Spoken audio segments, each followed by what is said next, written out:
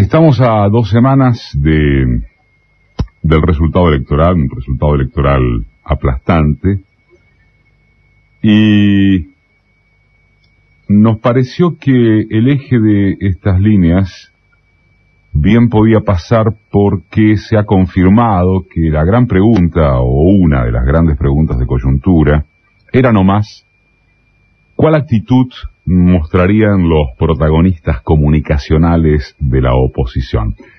Un interrogante que tendría tono menor bajo otras circunstancias. Sin embargo, siendo que el comando opositor pasa por el entramado de las grandes corporaciones de prensa y propaganda, la relevancia del dato es significativa. Se impone repetir, verbo que usamos porque le dedicamos un párrafo a esto hace 7 días, que el intríngulis mediático es muy complejo, muy complejo.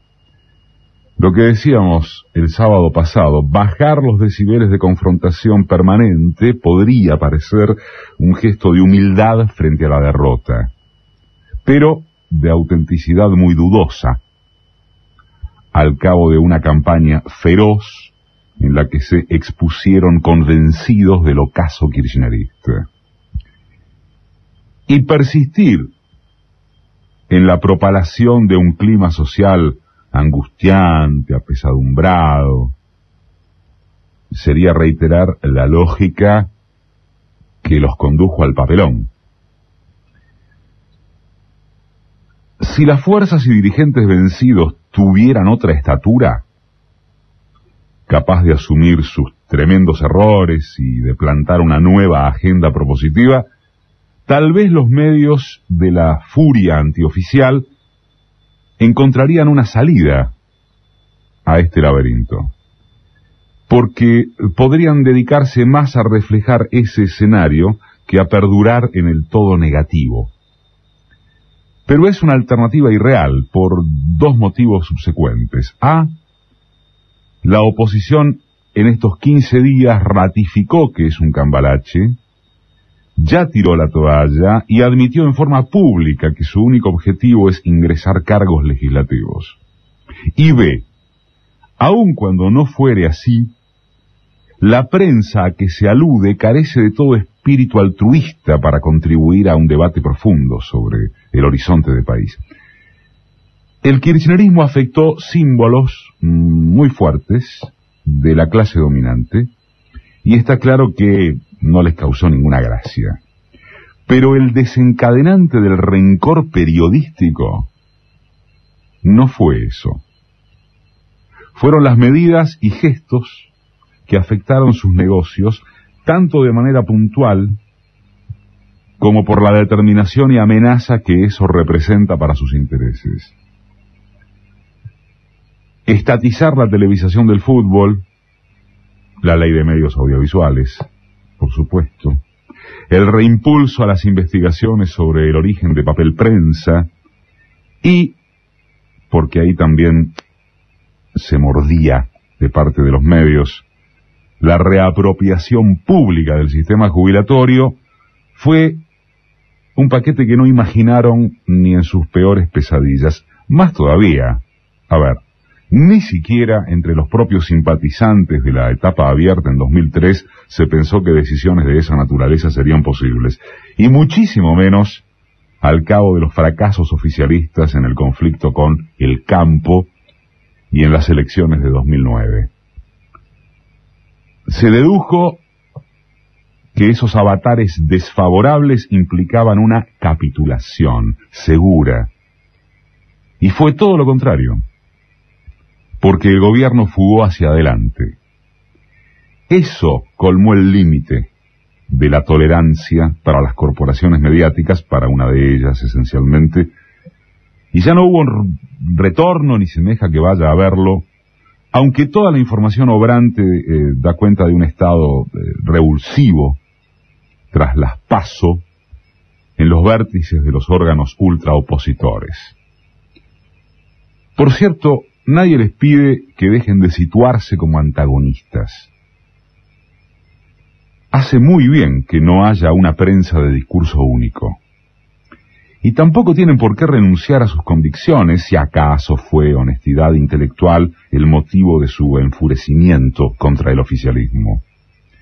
¿Quién no ha vivido resultados electorales adversos a sus preferencias, tanto o más contundentes que los de hace un par de domingos, y no por eso abandonó sus creencias políticas?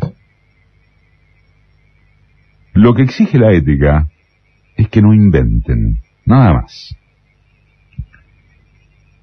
Pero es difícil que el chancho chifle. En lo estructural, porque los medios de comunicación dominantes, aquí y en todo el mundo, responden hace tiempo a una lógica que, antes que reflejar realidad, intenta producirla. Hoy encuentra barreras aisladas, es el fruto de la hegemonía de derechas. Las organizaciones mediáticas, las corpo, como en alguna medida se las conoce ahora, por presión de su propio peso como abarcadoras de otros varios negocios anexados al periodismo, operan construcción de sentido, y ese sentido jamás es contrario a la ideología de maximizar sus ganancias, a costa de acompañar y estimular lo que sea necesario. Exclusión social, concentración del poder económico y desde ya dibujos apocalípticos si alguna corriente popular los intimida. Y en lo episódico, en nuestro país, la ausencia de opciones opositoras no hace retroceder, sino que potencia esta maquinación mediática. Hasta pareciera que, a mayor aislamiento discursivo, porque encima carecen de intelectuales respetables, más grande es su obsesión. El punto es horadar y destruir a como dé lugar, y por tanto, las armas nunca pueden ser limpias. Si se recorre la dieta noticiosa posterior a las primarias, estos 15 días, es probable que primero se advierta el intento de jugar hacia los costados a través de amplificaciones lacrimógenas y sensacionalismos varios. Incluso, miren, podría notarse que la fortísima reaparición del caso Alfano Macera atenta contra las pretensiones olvidadizas respecto de los horrores y patetismos de la dictadura, porque le ponen poroto al ánimo oficial de no olvidar, de no perdonar.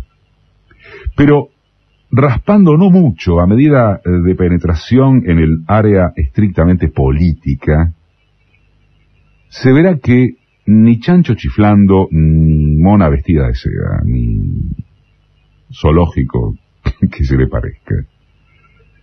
No lo único,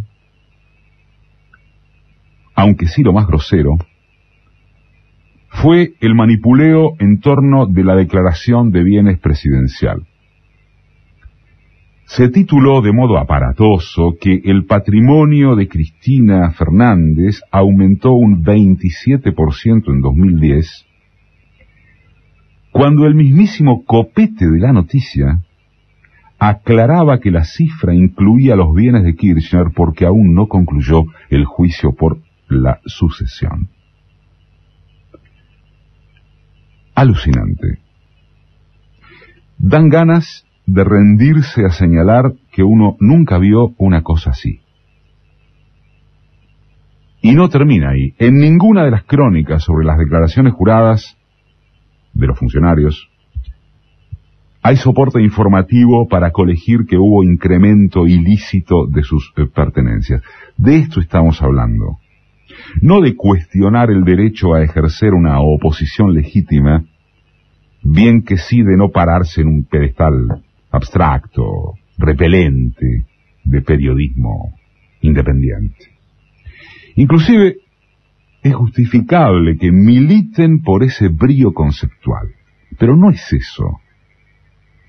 Estamos hablando no ya de que meten los goles con la mano, lo hacen 4 metros en Orsay, tras moler a patadas todo rasgo de verdad, para después quejarse de que hay un clima de crispación. También merece un párrafo el título de la inquietud empresaria por las deficiencias de la economía, textual, que fue simultáneo a la columna del titular de la Unión Industrial, en página 12, avisando que, SIC, aquel 2001 del blindaje y el déficit cero, del que se cumple una década este año, nos hizo vivir aprisionados en un discurso sordo e intransigente que se originaba tanto fuera como dentro del país. Sigue SIC. Hace falta entender que nuestra salida, como deberá ser la de ellos, se logró a partir de un diagnóstico de la economía real y no gracias a ninguna ficción financiera. Cierra SIC. Lo firmó José Ignacio de Mendiguren, no Hugo Chávez. Pero los medios siguieron andando por la nerviosidad empresaria. Es decir, el símil de la versión operada del voto campestre que iba a hundir a Cristina. Fue asimismo como los, comillas, graves errores en el escrutinio, comillas, denunciados por un juez electoral, cambiaron en la bajada, también de la misma noticia, del mismo título, a, comillas, equivocaciones horrorosas. Vamos a perogrullo. Si es grave, hubo un fraude escandaloso. Pero si es por pifies en los telegramas, que picarescos o involuntarios en algunos casos beneficiaron a la oposición, no pasó nada que amerite, ni por asomo, un título central de portada. La pretensión de instalar una idea de fraude, tras comicios en que del primero a los segundos hubo casi 40 puntos de distancia, habla de una dirigencia opositora lamentable con una dirección periodística peor. La buena noticia es que todo esto sirve para demostrar o ratificar que no existen los medios de comunicación todopoderosos. Y la advertencia es que eso es así mientras haya un proyecto político firme que la mayoría de la población asimile como imprescindible para su beneficio. Vuelta a las perogrulladas. Apenas ese designio tenga algún quiebre, los vencidos de hoy son los vencedores de mañana.